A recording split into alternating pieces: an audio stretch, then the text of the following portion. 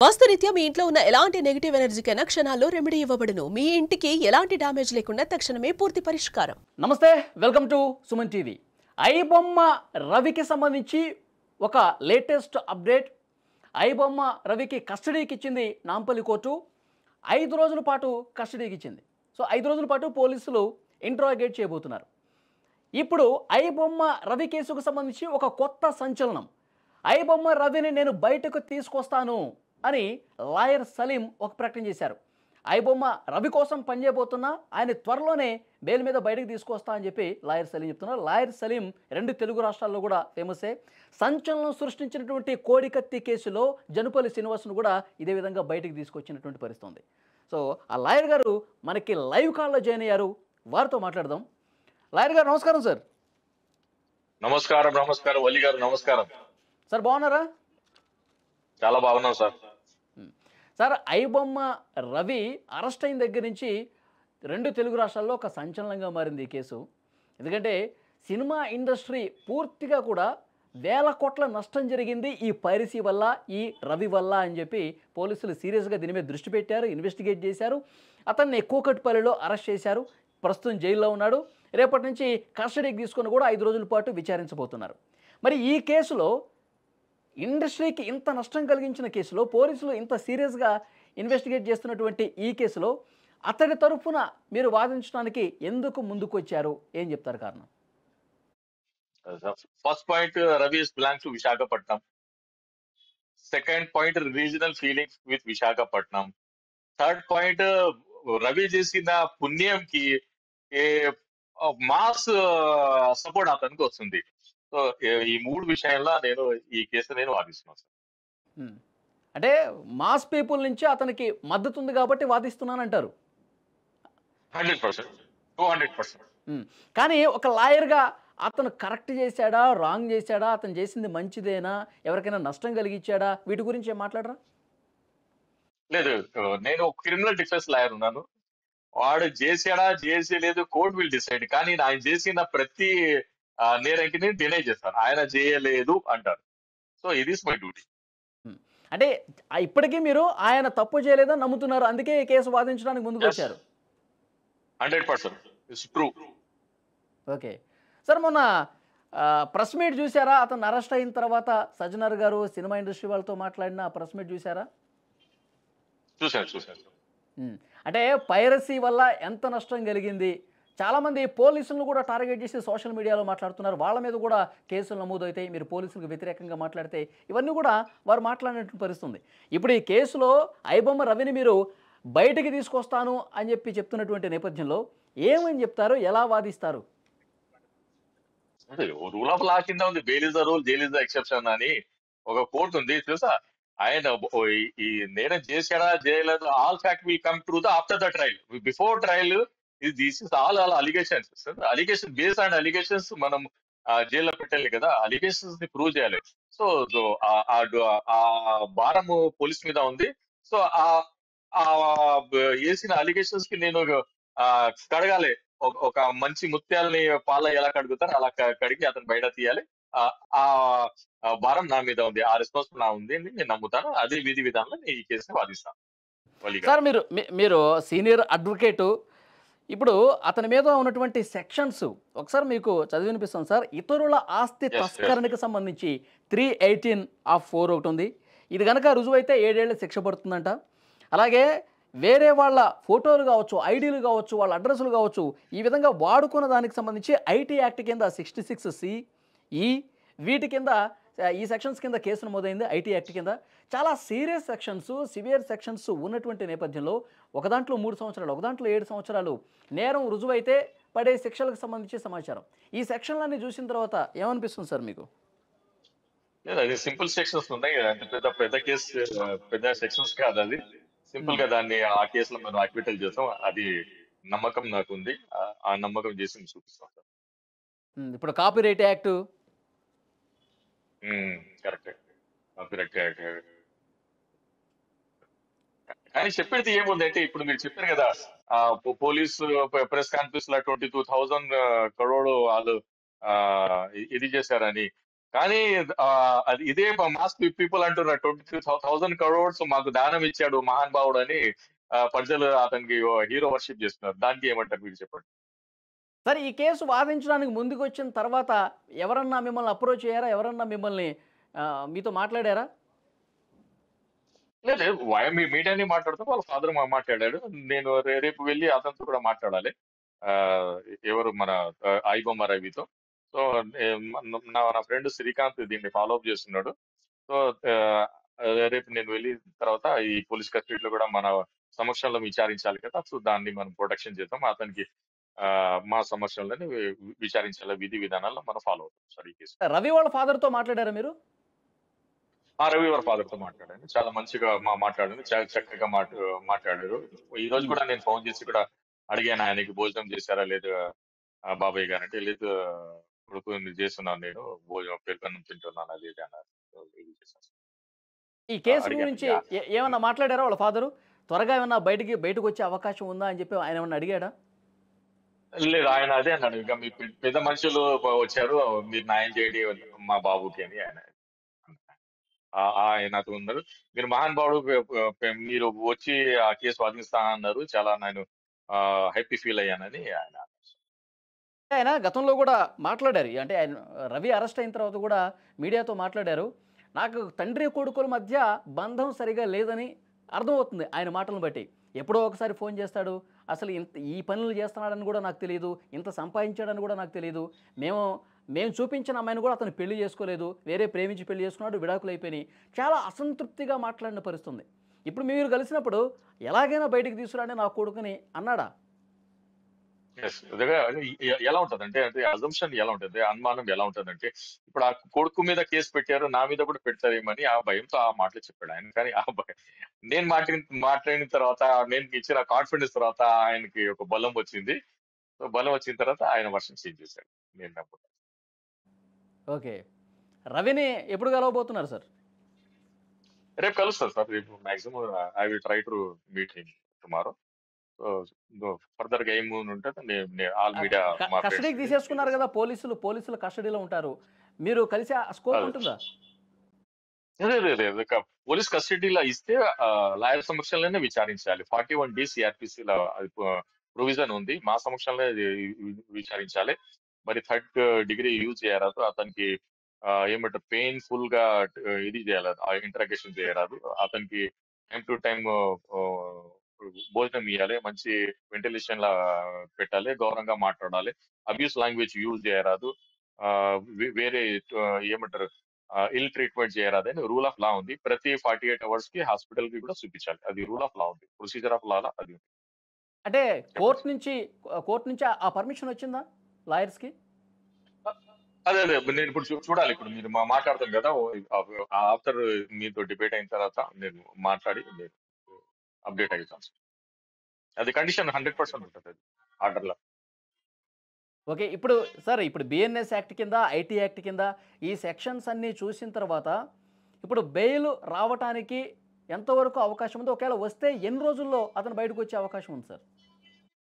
వస్తే 1 వీక్ లోనే రావాలి. ఎందుకంటే అన్ని బెయిలబుల్ కేసులోనే పెద్ద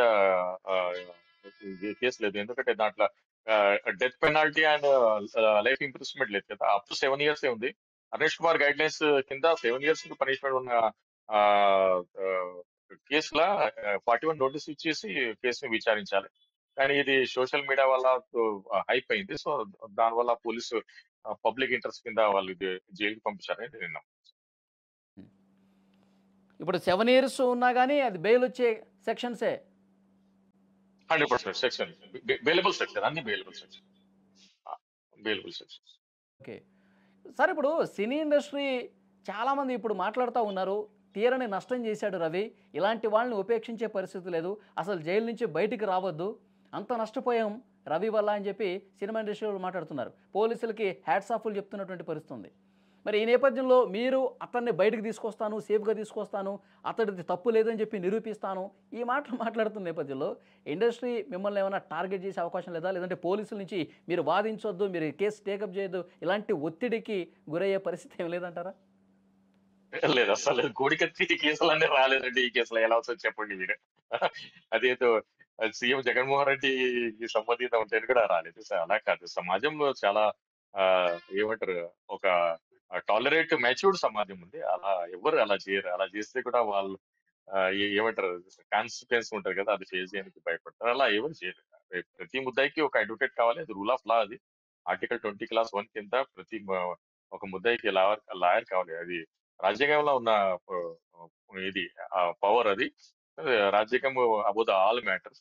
దాని కింద అన్ని సెక్షన్స్ ఉంటాయి. బిఎన్ఎస్ దాని కింద ఉంటది. బిఎన్ఎస్ఎస్ కూడా దాని కింద ఉంటది అని నేను మీకు వాయా మీడియా చెప్పాను. సార్ ఇప్పుడు బిఎన్ఎస్ సెక్షన్స్, ఐటీ సెక్షన్స్ చాలా చాలా సింపుల్, ఇవి ఈజీగా బయటికి తీసుకొస్తానని చెప్పి చాలా ధీమాగా చెప్తున్నారు మీరు. ఈడీ కూడా ఎంటర్ అయ్యే అవకాశం ఉందని చెప్పి ఒక పెద్ద ఎత్తున చర్చ వినిపిస్తుంది. ఎందుకంటే ఇతను 20% ఈ పైరసీ వల్ల సంపాదించాడు, 100 కోట్ల రూపాయలు.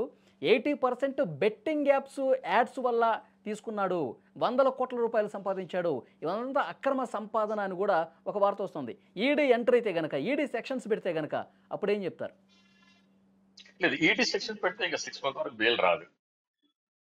అది ఎందుకంటే ఆల్రెడీ జగన్మోహన్ రెడ్డి, కవిత గారు, అరవింద్ కేజ్రీవాల్ ఢిల్లీ సీఎం ఫేస్ చేశారు కదా. దాంట్లో అంత ఈజీ జాబ్ కాదు. బిఎన్ఎస్ఎస్, ఐపీఎస్, ఐటీ యాక్ట్ ఉంటే ఇమీడియట్ బెయిల్ వస్తుంది. దాంట్లో అంత ఇది లేదు. కానీ ఇది ఎన్ఫోర్స్మెంట్ డైరెక్టర్ ఒకసారి ఇది అయితే చాలా, అది స్పెషల్ యాక్ట్. అది NDPS act, money laundering act, అది చాలా స్పెషల్ యాక్ట్. దాంట్లో బెయిల్ వచ్చేది చాలా తక్కువ ఛాన్స్. ఇప్పుడు ఇప్పుడు ఇప్పుడు మీరు వారికి రవి తరఫున వాదించడం కావచ్చు, బెయిల్ పిటిషన్లు వేయడం కావచ్చు, ఈ ప్రాసెస్ అంతా జరిగేలోపు ఈడీ ఎంటర్ అయిపోయి సెక్షన్స్ నమోదు చేస్తే మీకు కూడా కష్టం అవుతుంది అనుకుంటా. అంటే కష్టం, చాలా కష్టం. ఇప్పుడు ఇప్పుడు కోడికత్తి కేసు పోలీసులు తీసుకున్నారు, సిట్ కు విచారించి, దాని తర్వాత ఎన్ఐకి వెళ్ళింది. ఎన్ఐ తర్వాత మనం 6 months బెయిల్ తెచ్చేసాం అతనికి. మరి ఎన్ఐ వెళ్ళి హైకోర్టు అప్రోచ్ అయితే బెయిల్ క్యాన్సిల్ అయింది. మరి క్యాన్సిల్ అయిన తర్వాత, హైకోర్టు క్యాన్సిల్ అయిన తర్వాత కింద కోర్టు బెయిల్ ఎన్ఐకి భయపడవు. మరి అదే హైకోర్టు బెయిల్ ఇచ్చేసింది. హైకోర్టు ఇచ్చిన తర్వాత మరి అదే ఎన్ఐ సుప్రీంకోర్టుకు వెళ్ళింది క్యాన్సిలేషన్. సో సో అంతవరకు ఉంటుంది. అంటే ఒక ఏమంటారు, ఒక వ్యవస్థ, ఒక సంస్థ అంటే it is not a simple వ్యవస్థ కదా. పోలీస్ అంటే చాలా ఏమంటారు, మంచోళ్ళు. కానీ ఈడీ అలా కాదు. వాళ్ళు వెల్ క్వాలిఫైడ్ గా ఉంటారు. వాళ్ళు వాళ్ళ ఫోర్స్ యూజ్ చేస్తారు. సో జైల్లో పెట్టాలని వాళ్ళు చాలా గట్టిగా కోర్టుకి కన్విన్స్ చేస్తారు. కోర్టు మాక్సిమం కన్విన్స్ అవ్వదు. సో దాన్ని మనం కన్విన్స్ చేసి ఆ ఆ, ఒక ముద్దకి బయట తీయాలి. విధి విధానాలు మనం. ఓకే, ఇంకొకటి సార్, ఇప్పుడు ఇప్పుడు ఒకవేళ బెయిల్ రాలేదనుకోండి, ఇక్కడ నాంపల్లి కోర్టులో హైకోర్టుకు వెళ్ళటం, అక్కడ ఏమైనా ఇబ్బంది అయితే పై కోర్టుకు వెళ్ళటం, ఇట్లా చేస్తారా? 100% ఇప్పుడు లాలా విండోస్ ఉన్నాయి. ఇప్పుడు కింద కోర్టు ఇవ్వకుంటే హైకోర్టు వెళ్ళాలి. హైకోర్టు సింగిల్ బెంచ్ ఇవ్వకుండా డబుల్ బెంచ్ కి వెళ్ళాలి. డబుల్ బెంచ్ ఇవ్వకుండా సుప్రీం కోర్టుకి వెళ్ళాలి. ఫండమెంటల్ రైట్ ఉంది. Bail is fundamental right. Fundamental right ఎక్కడ వైలేషన్ అవుతుందో, సో దాని మీద మనం వాదించి ఆయనకి బయట తీసుకురావాలి. అది నా ఏమంటారు, వృత్తి ధర్మం. అది ధర్మ పోరాటం ఒక అడ్వకేట్. ఓకే, లాయర్ సలీం గారు, అంటే మీరు ఈ కేసు ఎలా ఉన్నా సరే రాష్ట్రంలో ఏదన్నా సంచలనం నమోదైతే ఆ కేసును టేకప్ చేసి ఈయన సంచలనమైనటువంటి కేసులే వాదిస్తాడు, ఇలాంటి పేరు కోసం ఏమన్నా పరితపిస్తున్నటువంటి లాయర్గా చూడాలా, లేకపోతే నిజంగా రవిని బయటికి తీసుకురావాలన్నటువంటి ఒక తపన ఇది చేస్తామన్నారా ఈ కేసు టేకప్ చేయడానికి? ఎట్లా చూడాలి? అదే మీ అజంప్షన్, మీరు ఎలా ఆలోచించేసేది అది up to you. That is your eyes will feel what I'm doing. తెలుసా, నా మనశ్శాంతి కోసం నేను మీడియా చేస్తున్నా. అటెన్షన్ ని గ్రాప్ చేయాలి. రాష్ట్రంలో ఏది సంచలనం ఉంది దాన్ని టేకప్ చేస్తే ఉంటది, ఆ మసాలా ఉంటది అన్నట్టు టేకప్ చేస్తారా ఎట్లా? ఈ కోడికత్తి కావచ్చు, గులకరాయి కావచ్చు. అలా కాదు. ఒక సవాల్ చేసే మనిషిగా నేను నిలబడాను. ఒక సవాల్ చేసే మనిషిగా నేను ఆ ఆంధ్రప్రదేశ్, తెలంగాణకి ఒక రికగ్నైజ్ అవుతున్నానని ఆ ఆ- ఆ- ఆ కోణంలో నేను పని చేయవచ్చు. కానీ అలా నేను పబ్లిసిటీ రావాలి అది అని అది చేయను సార్. ఓకే సార్, ఆ, కొంతమంది సామాన్య మధ్యతరగతి వాళ్ళు కూడా సోషల్ మీడియాలో పోస్టులు పెడతా ఉన్నారు. రవి ఐబొమ్మ వల్ల ఆయనకి సపోర్ట్గా అనిపిస్తుంది. చాలా సినిమాలు వాళ్ళు మరి ఇట్లా పైరసీ చూసి, ఏదంటే థియేటర్లకు వెళ్ళో లేకపోతే మల్టీప్లెక్స్కి వెళ్ళో చాలా ఖర్చు అవుతుంది కాబట్టి మేము ఈజీగా సినిమాలు చూస్తున్నాం కాబట్టి రవికి సపోర్ట్ చేయొచ్చు. కానీ అట్లా మీరు పోస్టులు పెట్టడం, పోలీసులకు వ్యతిరేకంగా పోస్టులు పెట్టడం కూడా కరెక్ట్ కాదని చెప్పి చెప్తా ఉన్నారు. పర్సనల్గా ఈ కేసు టేకప్ చేసిన తర్వాత ఎవరన్నా నార్మల్ పీపుల్, కామన్ మ్యాన్స్ మీకు ఏమన్నా ఫోన్ చేశారా ఈ కేసు తీసుకున్నందుకు మిమ్మల్ని అప్రిషియేట్ చేయడం కానీ ఇలా ఆ, చేసినట్టు? చేశారు, చాలా మంది చేశారు సార్. సలీం గారికి సలాం అని ఫోన్ చేశారు, మెసేజ్లు పెడుతున్నారు. మీరు మీరు వచ్చిన తర్వాత ఇంకా అతను సేఫ్ అని, మీరు మీరు వచ్చిన తర్వాత విక్టరీ వన్ సైడ్ అని చాలా మంది నాకు మెసేజ్ పెట్టారు, ఫోన్ కూడా చేశారు. మీ రిప్లైస్ ఏంటి సార్? రిప్లై లేదు. ఇంకా ఐబొమ్మ రవికి బయట తీసుకురావాలి, ఇంకా ఆయనకు ఒక ఇండిపెండెంట్ లైఫ్ లీడ్ చేయడానికి సపోర్ట్ చేయాలి, అదే ఉంది నా ఇది ఉంది, ఏమంటారు, ఇది చేస్తున్నాడు, ప్రయత్నం చేస్తున్నాడు. సార్ అతన్ని బయటికి తీసుకొచ్చిన తర్వాత బెయిల్ మీద బయటికి మీరు తీసుకొచ్చారనుకుందాం, యథావిధిగా ఇప్పుడు క్లోజ్ అయిపోయినటువంటి ఐబొమ్మ వెబ్సైట్ని మళ్ళీ రన్ చేసే విధంగా మీరు ఏమైనా ప్రయత్నం చేస్తారా? లేదు, అది చేశాను నేను. నా డ్యూటీ ఓన్లీ ఐబొమ్మ రవికి జైలు నుంచి బయట తీసుకురావాలి, ఆ కేసు వాదించాలి, ఆ కేసులో అతను అక్విటల్ చేయాలి. అది ఇంకా ఫర్దర్ మ్యాటర్ లా నేను ఇది కదా, ఇంకా ఫర్దర్ మ్యాటర్ వేరే కేసులో కదా, అది వాదించి వాళ్ళకి న్యాయం చేయాలి. అది ఆయన అంటే ఆయన ఉపాధిని దెబ్బ కొట్టారు, ఆయనకి ఎట్లా బతకాలి, అదే కదా ఆయనకి జీవనాధారం, అది మళ్ళీ ఆయన రన్ చేసుకోవాలి, ఇలాంటి ఏమన్నా చెప్పే అవకాశం ఉందా? లేదు, అది ఏ కేసులో కూడా నేను అది ఎంటర్టైన్ చేయను. మీరు ఈ కేసు తీసుకున్నాను, న్యాయం చేశాను, ఇదిగో నీకు ఈ లైఫ్ ఇచ్చేసాను, నీకు ఫర్దర్ గా అలా మిస్టేక్ చేయవద్దని కూడా నేను సజెషన్ ఇస్తాను. ఎందుకంటే గాంజా కేసులు ఎక్కువ వాదిస్తాను, సో నువ్వు మరోసారి అలా చేయవద్దు బాబు అని నేను మోరల్ గా వాళ్ళకి టీచింగ్ చేస్తాను. అది చాలా మంది మీకు మెసేజ్ చేసి ఐబొమ్మన్ రవిని మీరు బయటికి తీసుకొచ్చేస్తారు, మాకు ఆ నమ్మకం ఏర్పడిందంటే ఆయన బయటకు వస్తే మళ్ళీ వాళ్ళు సినిమాలు చూసుకోవచ్చు ఫ్రీగానే కదా, ఆ ఉద్దేశంతోనే కదా మీతో కనెక్ట్ అయిన వాళ్ళు. నేను ఫ్యూచర్ నేను అదర్శం చేయలేను చూసా, అది ఏముంటది. కానీ ఆయనకు వచ్చిన సపోర్ట్ మాత్రం అల్టిమేట్ ఉంది. అసలు ఈ ఇప్పుడే నేను చదివాను, ఆయన 22,000 కోట్లు లాస్ చేశారంటే 22,000 మన బీద ప్రజలు పంచారని ఇది చేశారు. సలీం గారు, మేము ఫీజులు ఇస్తాం, మేము డబ్బులు ఇస్తాము, మీరు రవికి మాత్రం బయట తీయండి అని గట్టిగా మెసేజ్ పెట్టేశారు. అది చూస్తే నా మనశ్శాంతి ఇది ఉంది. నాకు ఆ మెసేజ్ చదివిన తర్వాత నాకు ఇంకా ఉత్సాహం వచ్చింది ఈ కేసు మీద. కానీ అతను చేసినటువంటి నష్టం, చట్టానికి విరుద్ధంగా, నిబంధనలకు విరుద్ధంగా అతను వ్యవహరించినటువంటి దాన్ని చూడలేదా మీరు? లేదు, ఇప్పుడు అదే కదా, ఇప్పుడు రాబిన్ హుడ్ ఏంటంటే టాలీవుడ్ రాబిన్ హుడ్ దొంగతనం చేసి ఫిల్మ్స్ బీద పరుషులకు పంచాననే కదా. అందుకే ఆయన ఫాలోయింగ్ అవుతుంది నేను నమ్ముతున్నాను వలి గారు. అంటే సినిమా ఇండస్ట్రీకి వేల కోట్ల నష్టం వచ్చింది కదా సార్, ప్రొడ్యూసర్లు నష్టపోయారు కదా సార్, కొత్త సినిమాలు గంటలో వెబ్సైట్లో కనిపిస్తున్నాయి కదా సార్, వాళ్ళు నష్టపోయాము, మాకు కోట్ల రూపాయల నష్టం వచ్చింది అని చెప్తా ఉన్నారు ప్రతి ప్రొడ్యూసరు. అది దోపిడీదారుల సొమ్ము పేద ప్రజలకు వెళ్ళినట్టు ఎట్టా అవుతుంది?